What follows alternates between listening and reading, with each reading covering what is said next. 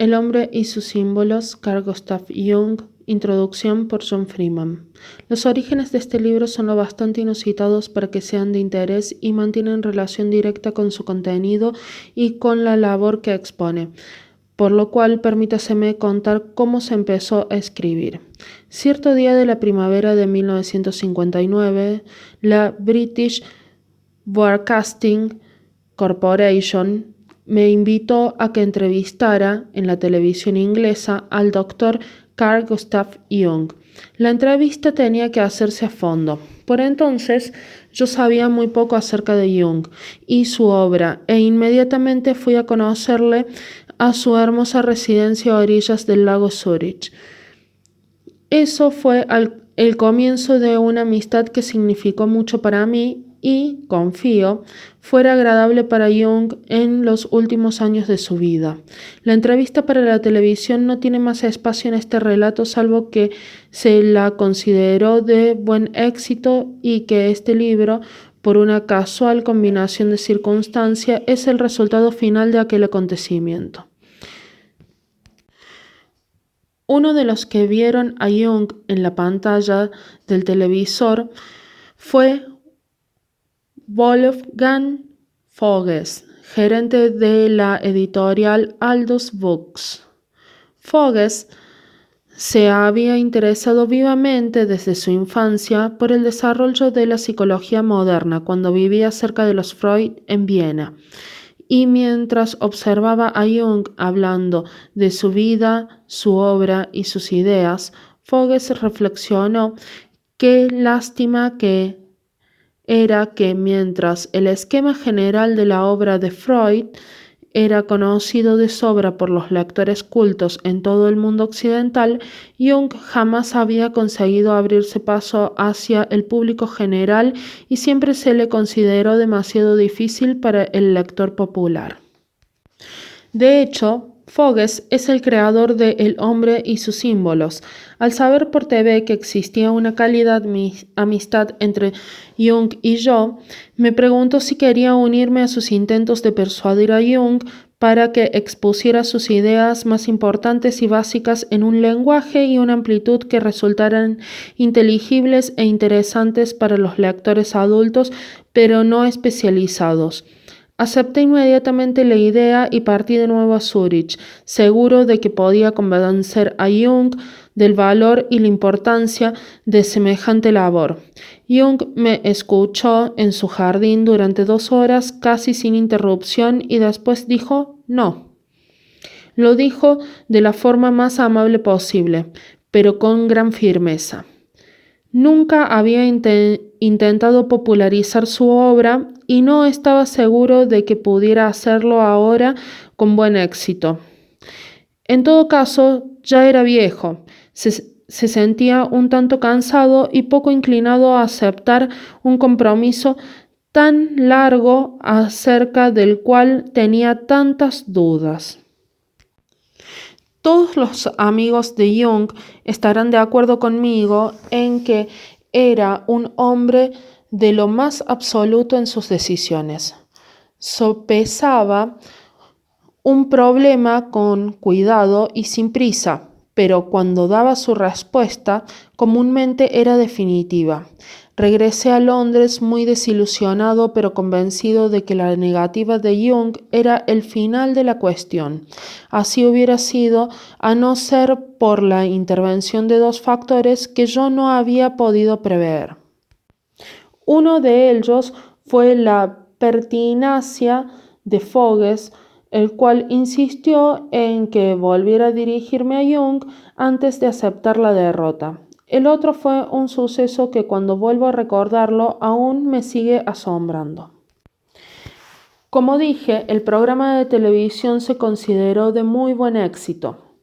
Hizo que le llegaran a Jung muchísimas cartas de toda clase de gente, muchas de ellas de personas comunes, sin conocimientos médicos ni psicológicos, que se habían sentido cautivadas por la presencia autoritaria, el humor y la encantadora modestia de este verdadero grande hombre.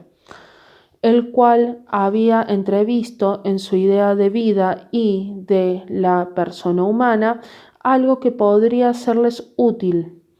Y Jung quedó muy complacido no solo por recibir las cartas, el volumen de su correo era siempre enorme, sino por recibirla de gentes que normalmente no hubieran tenido contacto con él. Fue entonces cuando tuvo un sueño de la mayor importancia para él, y al leer este libro se comprenderá lo importante que fue. Soñó que, en vez de estar sentado en su despacho y hablando a los grandes doctores y psiquiatras que solían acudir de todo el mundo a verle, estaba sentado en una plaza pública y dirigiéndose a una multitud de gente que le escuchaba con embebida atención y entendiendo lo que decía.